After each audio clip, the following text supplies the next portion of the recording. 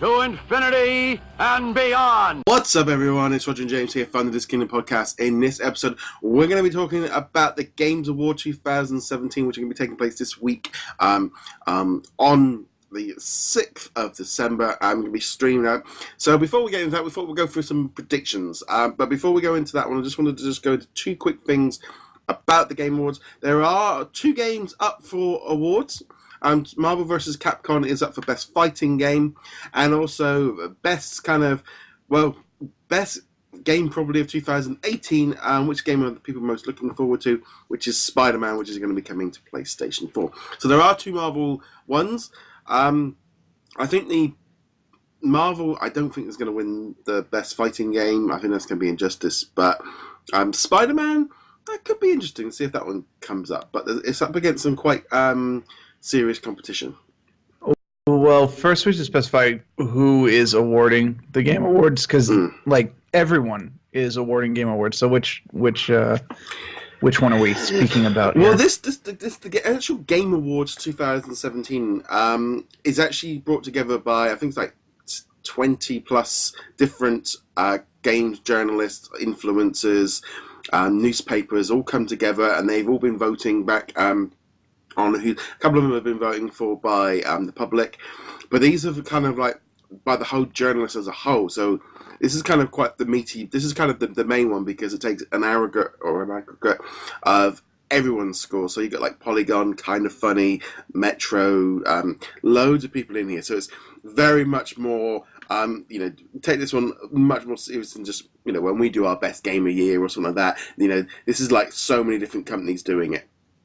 Yeah, I gotta disagree. Our Game of the Year awards are far more important than theirs, but yes. Other people might not see it that way. No. So yeah, it's gonna be interesting. There's loads of different ones.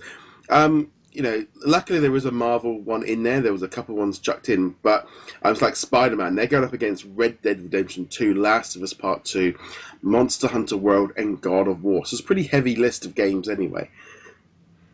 Yeah, and I guess maybe let's just start there, since we got the list of games. Yeah.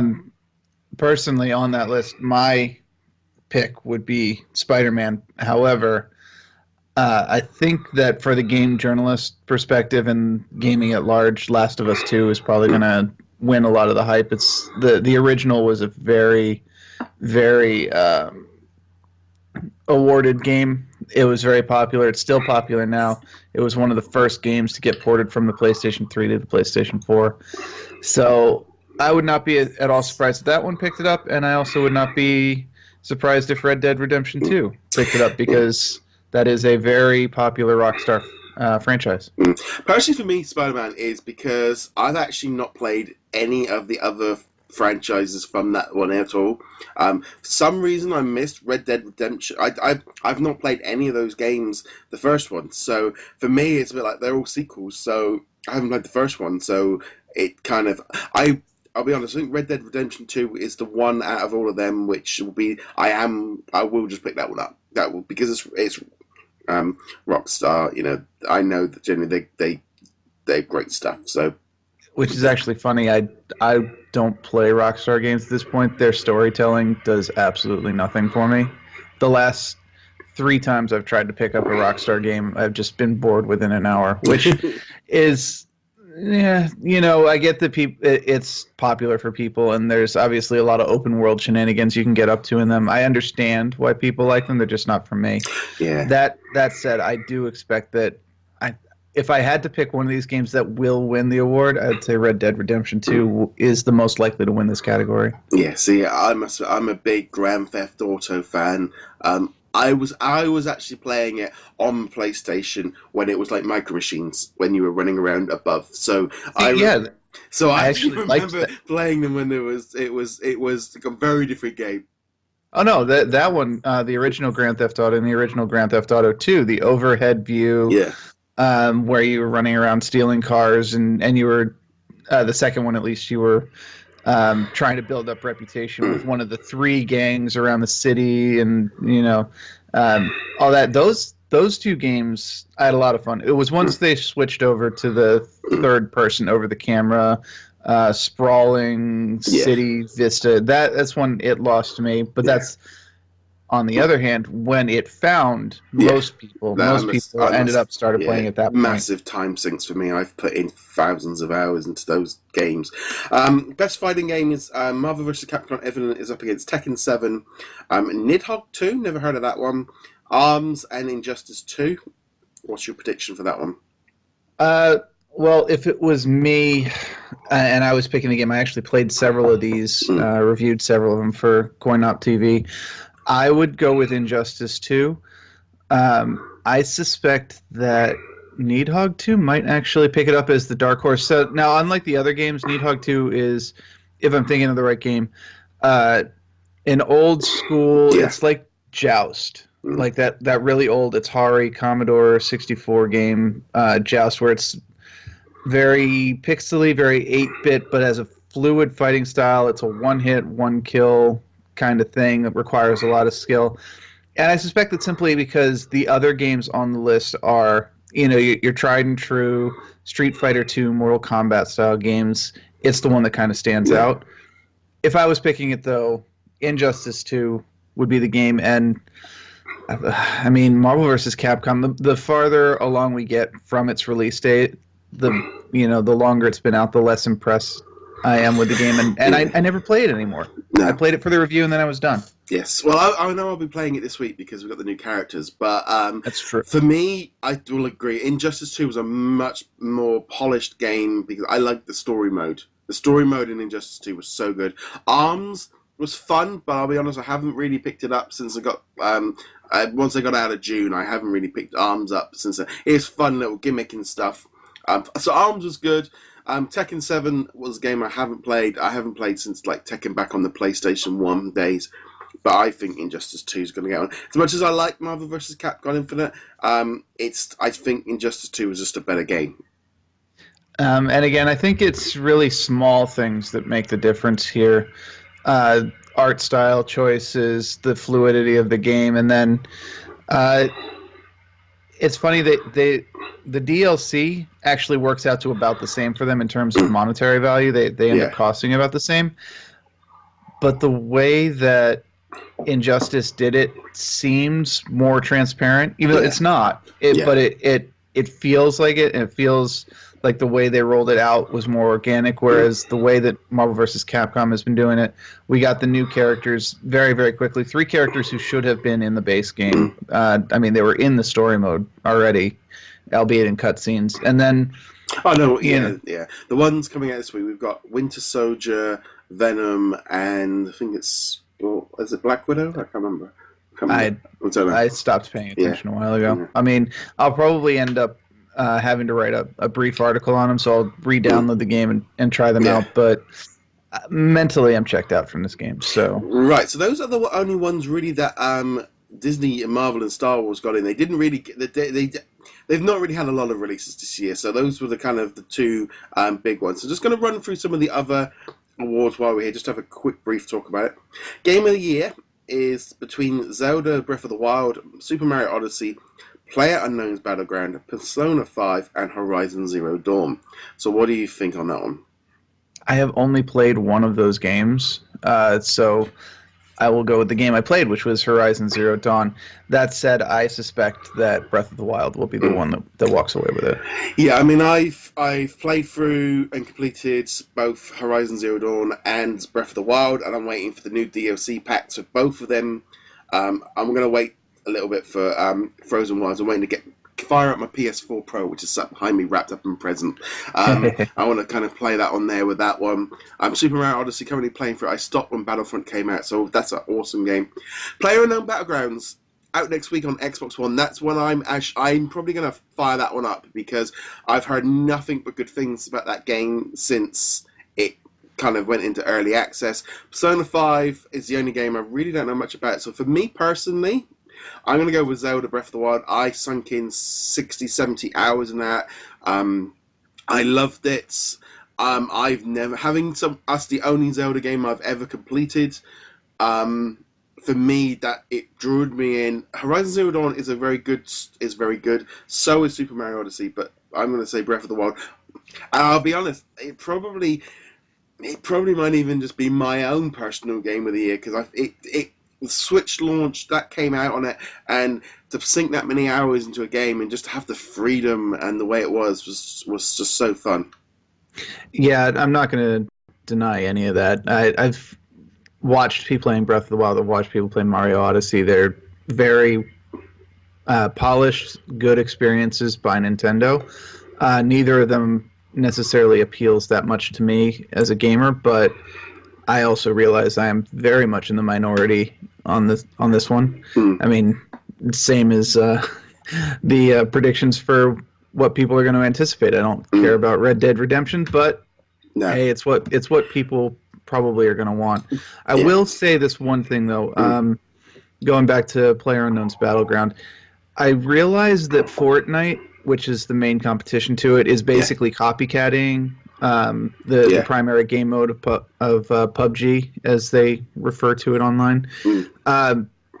But having watched both on Twitch and all that, I really prefer Fortnite to public battlegrounds. But you know, it was the one that made the genre popular. It's the one that's still racking in millions of concurrent players on Steam, so I can see why that one's listed. But from personal preference, I prefer Fortnite to public battlegrounds. I'm just interested to have a bit of a blast. I think it's only an early access, so it's not like super. It's not like a full. And there's another game as well that I keep seeing coming up here, Cuphead. That's on my list of things to play. I think I've just had so much stuff to play. The last couple of months, there's a couple of games that just kind of slid by, and Cuphead was one of them. But I was here just looking at some of the other ones. There's lots of other awards, such as Best Narrative. That was between What Remains of Edith Finch, Nier Automata, Hellblade. That's a game I really wanted to play. I just haven't got around to it. Wolfenstein 2 and Horizon Zero Dawn. So personally, Horizon Zero Dawn on that one, because I did actually get into that story once we kind of got about halfway into it. I did actually want to know what all happened and stuff, so that's pretty good. Yeah, it did take a little while to get going, but I also want to play Hellblade. That looks really good. I like the fact that it's got a minimalist presentation in terms of user interface. It's almost entirely done. Actually, I think it is entirely done just with a regular graphical. Anything that you have to use as context is done by sound or visual on-screen cues that are organic, rather than a button popping up saying you can interact with this. You just kind of test and see what happens, which I like, and I do want to try it out. However, it did seem like it was a bit of a shorter game, which is good. Which is good. I agree. Which is great because we have much more restricted schedules as we get older. But as a single-player only experience, that's for a lot of people going to kind of push it back a little bit on the priority list, wait for a sale kind of deal. And that's what I'm at for this one. Yeah. Best Art Direction is Destiny 2, Cuphead, Breath of the Wild, Horizon Zero Dawn, and Persona 5. Art direction. I'm going to have to go with Cuphead just because it's such an odd one out, and it really captures that 1920s, 1930s classic cartoon style in just about everything it does. I don't even know why Destiny 2 is on this list. It's a very, very pretty game, but it doesn't have a unique visual take, which is what I would take for art style. It is a pretty game. In fact, I've taken a number of very good screenshots, or gametography, as Lem would call it, from that game, but it doesn't have anything that really you go, oh yes, that is the Destiny style of art. Whereas Cuphead, you're like, yeah, that is a very unique visual game. I think Breath of the Wild had a very unique style, but then it did. I did like that. Horizon Zero Dawn did look good. It's just, and I can't wait to see what that looks like on the Pro. There's lots of other ones. We've got like music, audio, best performance. There's lots of different ones in here. I'm just here having a look at some of the bigger ones. Like, let's have a look, see what we've got here. Best mobile game: Fire Emblem Heroes, Super Mario Run, Old Man's Journey, Monument Valley 2, and Hidden Folks. Personally, I've only played one of them, so I'm way out of that one. I think I played the same two that you did, and Yeah. I dropped both of them very quickly after I downloaded them. Although I gather Fire Emblem Heroes has really picked up steam, and while it appears to have a very aggressive monetization scheme, having talked with people about it, it does seem like they give freebies away all the time.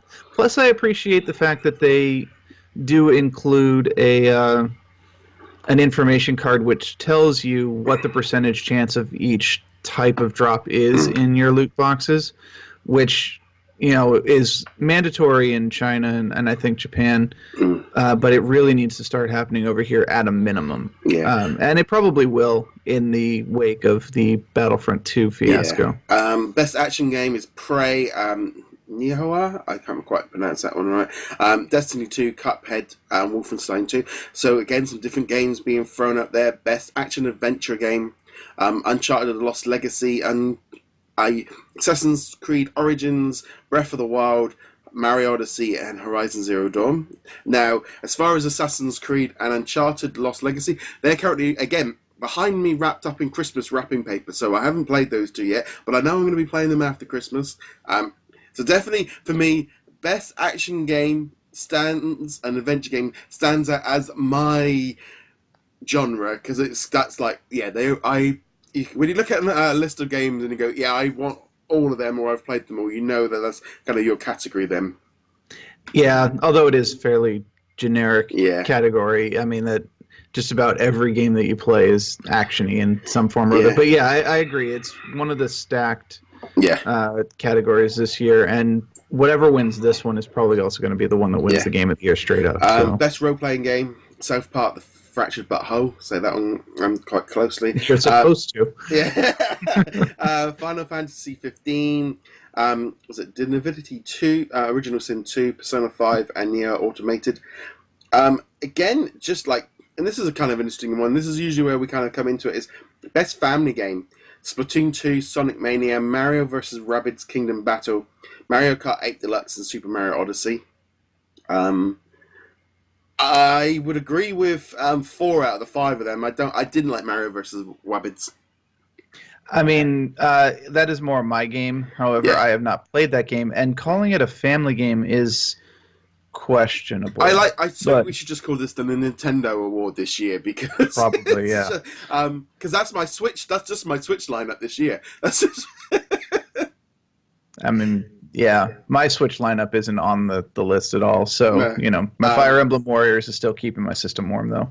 Yeah, no, I've been tempted with it, but I need to finish Mario Odyssey, and with Lego Marvel Avengers, Star Wars Battlefront, and Mario Odyssey in the last 3 weeks, that's kind of filled me up. But yeah, personally, I'm probably going to go with Mario Odyssey because I think that was great. I did really like Mario Kart 8, and Sonic Mania I really enjoyed that game. Splatoon 2 was not quite there. There's just so many different games. You got like racing games and sports game, Project Cars, NBA 2K, Pro Evolution Soccer, GT Sport, Motorsport 7, and FIFA 18. GTA Sport, I've played. I did.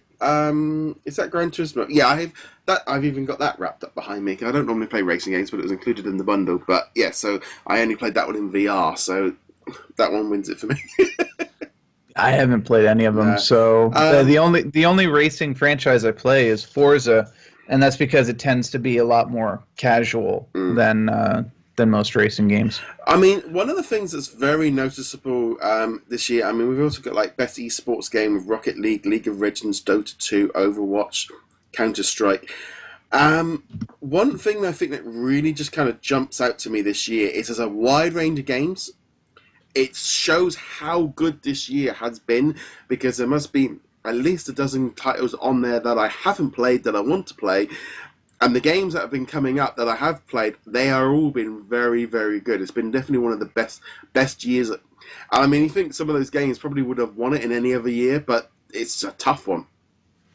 Yeah, we certainly had a great year for games this past 2017, especially coming off of 2016, which I'm kind of recall being a little bit of a slower year. Not so much going on, especially if you're looking at it from like the Marvel, Star Wars, etc. point of view. There wasn't much last year, but Yeah, this year we have so many good games that unless you are a professional video game player, there's no possible way you could have played everything. And even if you are a professional video game player, the chances are you haven't got time. yeah, you ripped through a game without going in and exploring all the nooks and crannies, and you're on to the next game pretty much immediately. So this will keep us busy until early next year when the next wave of games really starts to come out. Definitely some really big ones there coming out. I mean, personally for me this year, I feel like I've played a lot of games this year. I feel like I've been picking up a new game like every couple of weeks. I've been playing some different games. The Switch come out.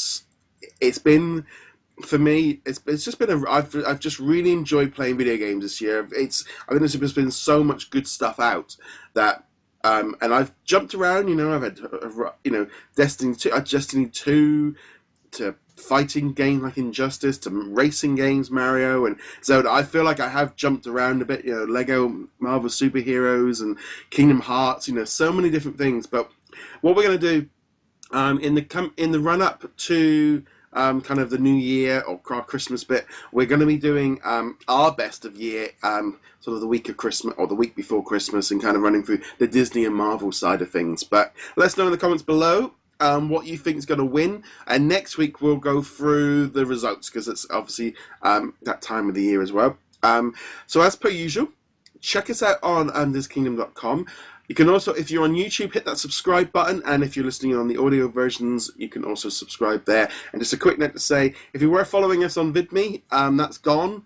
Not that I can even post this there anymore because that's gone. But so yeah, it's just literally back to YouTube for everything now. So as per usual, James, where can they find you? Find me heroiclegacy.com. And on that note, guys, so thank you very much for watching. See you guys soon. Later.